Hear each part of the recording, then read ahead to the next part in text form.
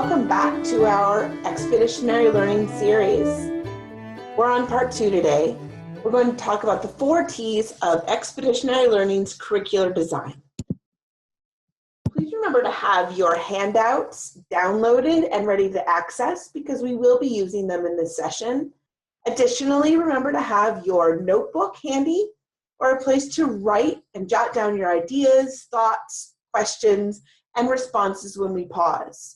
And we'll begin with that right now. Please pause and quick write to the following question. Based on our new knowledge about the shifts that we acquired in part 1, what might be important to curricular design that is aligned to high quality literacy instruction?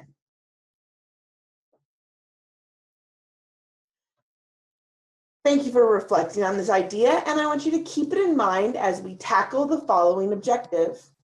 Today, we're going to understand the 4 foundational tenets of Expeditionary Learning's curricular design, so-called the 4 T's.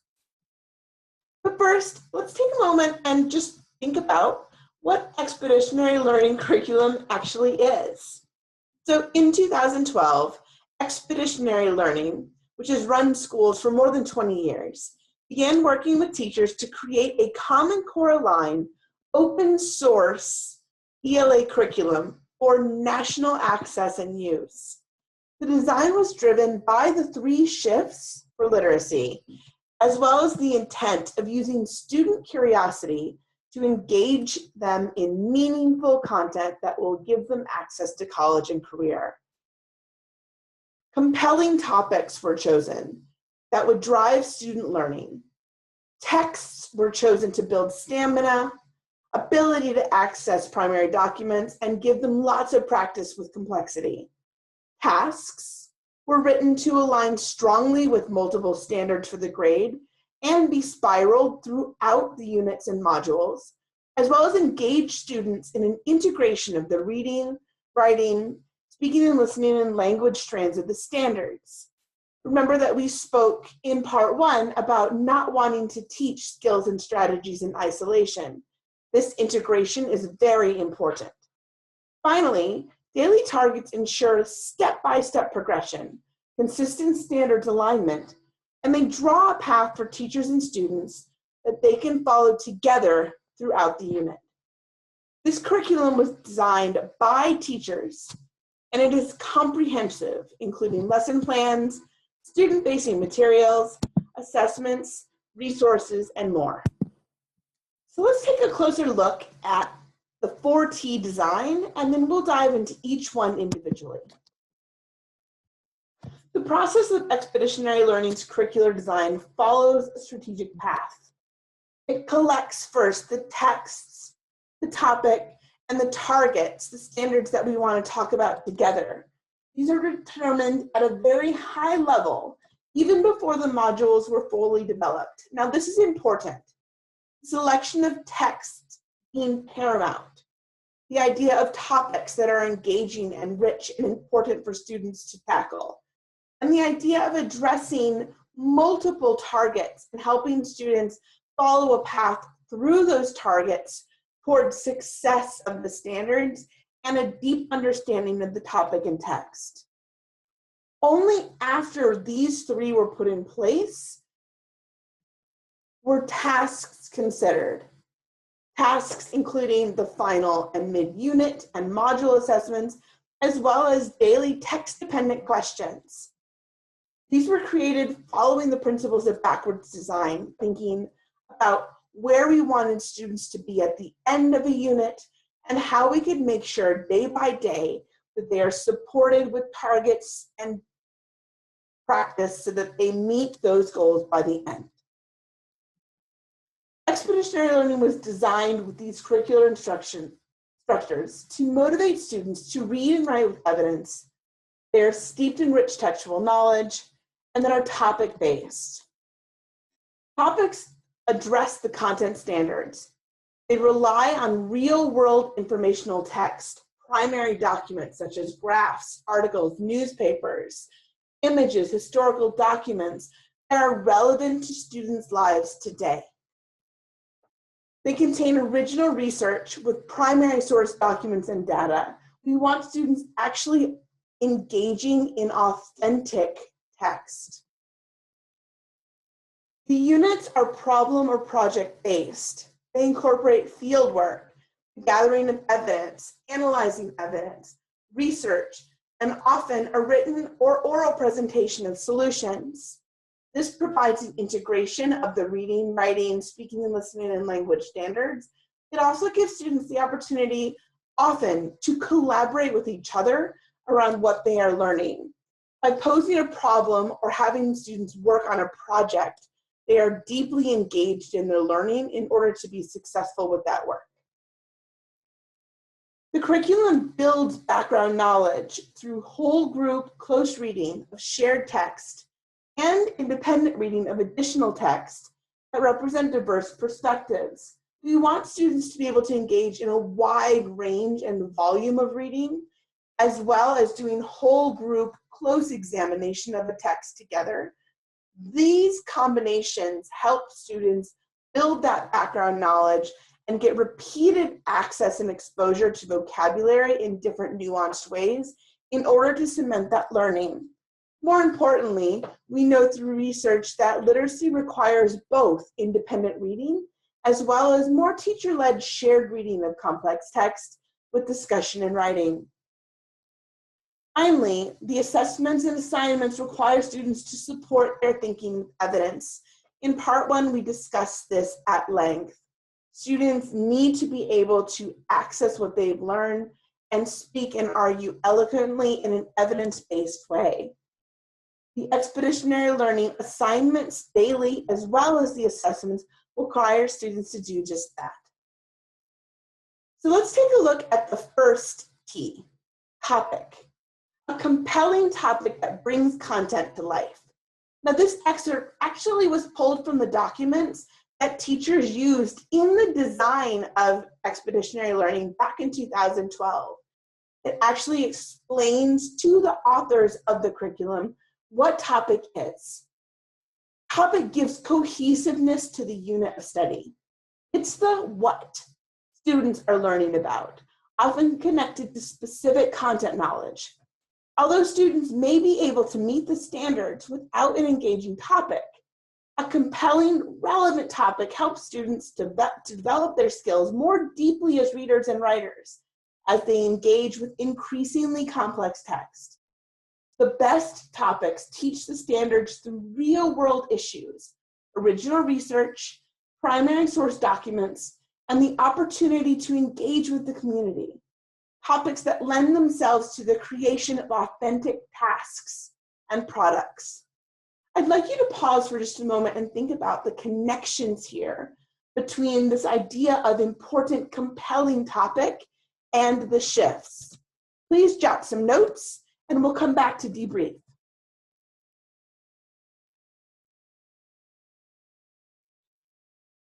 Thank you. So if you said that topic is actually essential to tackling the shifts, you and I are on the same page. Having a beautiful, compelling topic that is relevant to students' lives, that allows them to engage in rich, complex text, to speak confidently with evidence, to look at both sides of an issue, as well as build knowledge around that topic is essential to the standards, as well as improvement towards the shifts. We also know through research why reading on a topic is so vitally important to addressing vocabulary knowledge gaps. Research tells us that reading or listening to a series of texts on the same topic, not theme, can yield up to 4 times the vocabulary growth. We spoke in part one about the Matthew effect and the gap between struggling readers and on-level readers. We have to take advantage of research like this if we can. A quick note on topic rather than theme. Topic, like poisonous frogs, allows students to read about multiple frogs, about multiple habitats, to encounter words such as habitat, ecosystem, and other words that they may see repeated in that topic. A theme, such as love, does not provide the opportunity for students to encounter the same knowledge and vocabulary.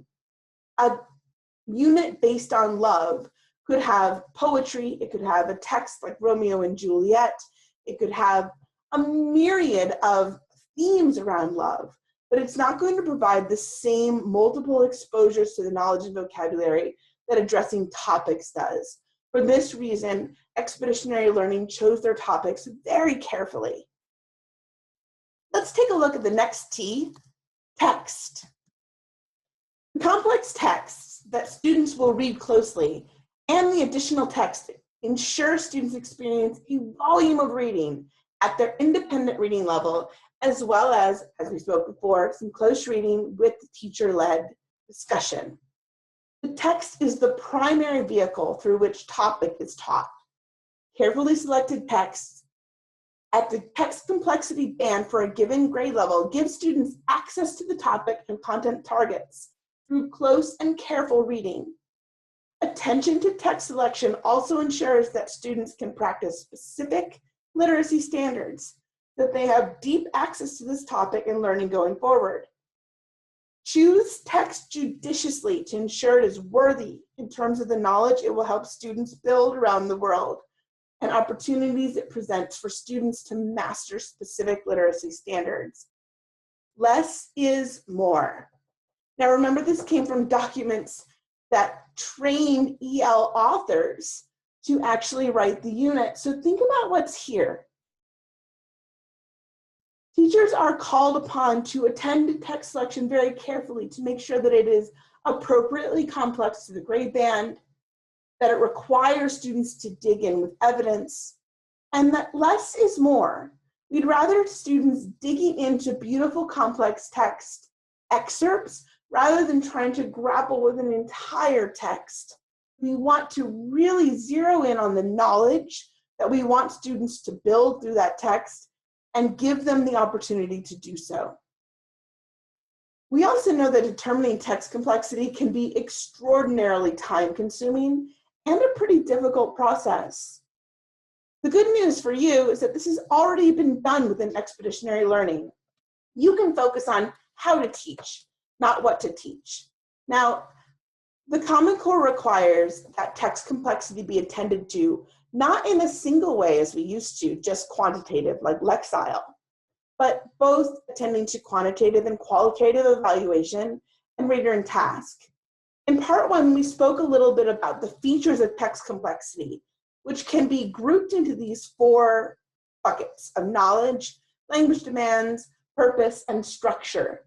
It's important to analyze the text around the text features that make it complex, as well as the lexile measure or the quantitative measure, what a computer really can see, which is word length, frequency, sentence length, repetition of words, repetition of syntax, readability.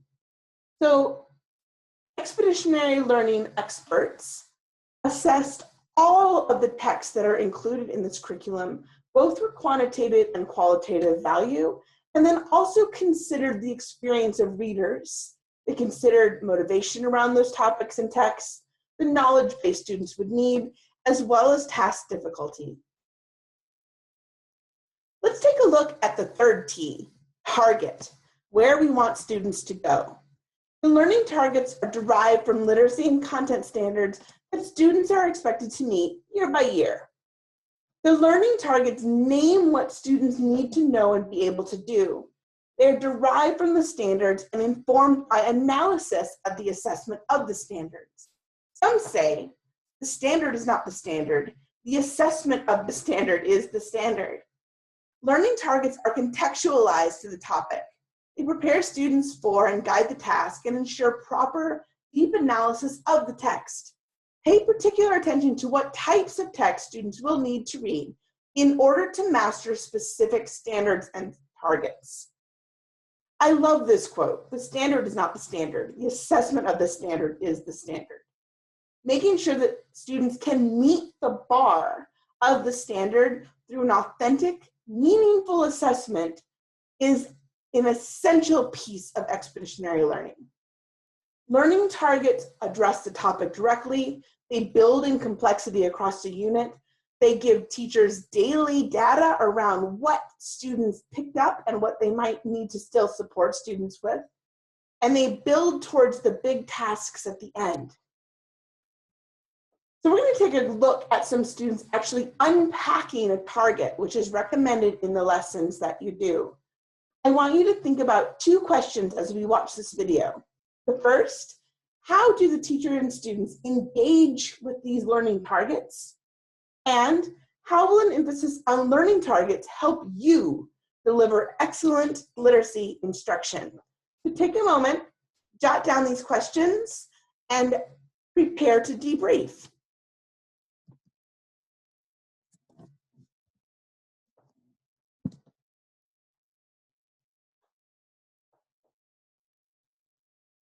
We're really just at the tip of this iceberg for this expedition. We really just have a little bit of knowledge based on our own family's immigration stories. And as we get into our expedition, we'll get into 2 really chunky, long-term case studies. Please take a look at today's workshop target. Give me a thumb if you have a specific notice or a wonder based on just today's workshop target. Let's make sure we understand what this is all about. See, a lot of thumbs, a lot of things people are noticing, a lot of things people are wondering. Maddie, start us off. What do you see here? We're going to use some documents or some like text to notice some notices and wonders about case studies. Yeah, we'll look at some different texts to create some notices and wonders. What else are you thinking about, Ben? What do you think we're going after here? What questions do you have about today's target? The question is, what's an immigration case study? Have that right here. Awesome. Great question, Ben. We'll come back to that in just a bit. Thanks. Andrew, something you're noticing or I wondering? think we're adding on to Maddie's source documents and trying to find understanding and research. Good. So specifically, we're trying to develop a bit of understanding today. It's just an introductory understanding, but probably what's even more important is our developing some research questions, questions that will help shape the rest of our investigation, the rest of this expedition in a way. Chase, what else are you seeing or wondering? We're going to use primary source. Good. Give me a pinky. You can hold that pinky way down low if you're like, I have no idea about primary research documents or research documents. Maybe up here if you're like, I have some sense of what those may be. And hold that pinky up high if you're like, primary research documents? Man, it's like I've been working with them since I was born. You know many things about what those are. Okay.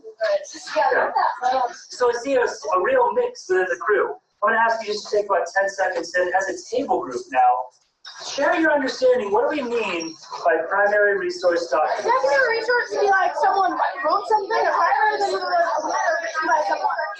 Guilty. I love it. Where are we right now with our understanding of primary resource documents? You might even discuss it, how it's different from secondary, if you're able to speak to that. Kilaway, start us off.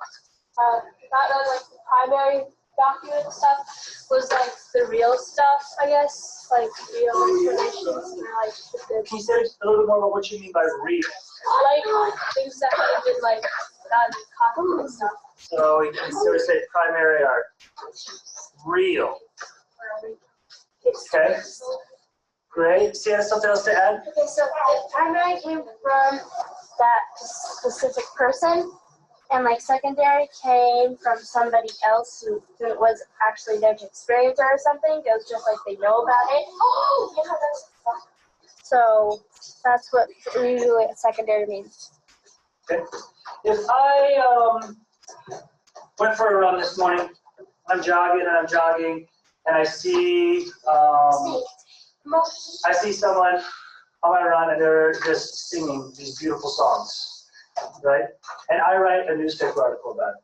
Would you call that a primary or a secondary? Show me fingers. Primary or a secondary? I was right there. I saw it. I wrote a newspaper article about it.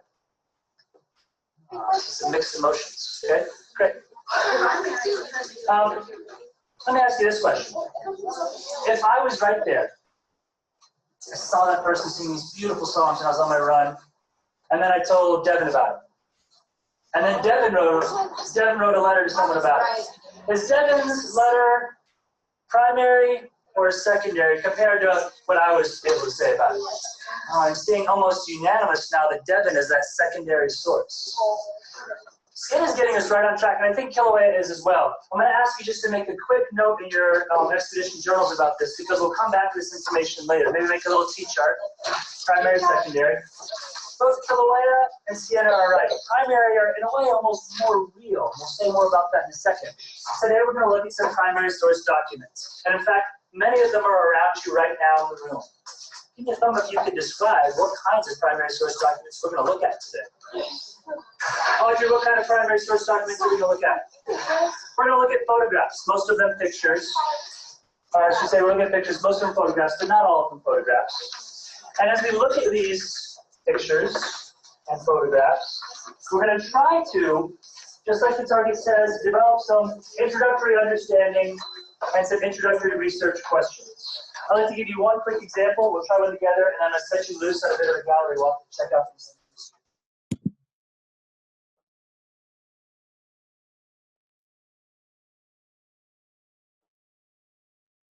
So it's apparent that the teacher works hard to engage students with these learning targets. They speak to each other, they take notes about the difference between primary and secondary sources, and they have the opportunity to ask questions about what is in the learning target, so everyone is clear about where they are headed that day. The second question is for you. How will these learning targets help you deliver excellent literacy instruction? This is going to be different for everyone, but this emphasis is the path. These are the stepping stones towards success with the standards, success with the curriculum, and success with the assessments. So let's move forward now to the fourth T, task. Task is the culminating assignment, the product or the performance task. The culminating task gives students the opportunity to read for and write with specific textual evidence and to meaningfully apply the standards, the targets. This is different from just writing about what one has read. The best tasks give students the opportunity to address authentic need and an authentic audience related to the topic. We spoke earlier about tasks integrating the different strands of the standards, but they also ensure that students have the opportunity to exhibit and display that knowledge and those words and the richness that they have engaged in throughout a study of the topic.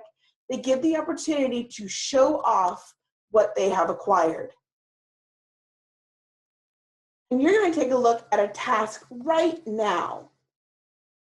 What I'm going to ask you to do is to pause, to go to your folder of handouts and find the one labeled Part 2, Slide 33, the task assignment. I want you to actually read this unit assessment. I want you to first answer, how does it illuminate the shifts for literacy? And then I also want you to address the question, how does this assessment meet the definition of the 4T task? So please pause at this point, read that unit assessment, really get your hands dirty with it, because these are the kind of assessments that you're going to put in front of your students. And I want you to tackle these two questions.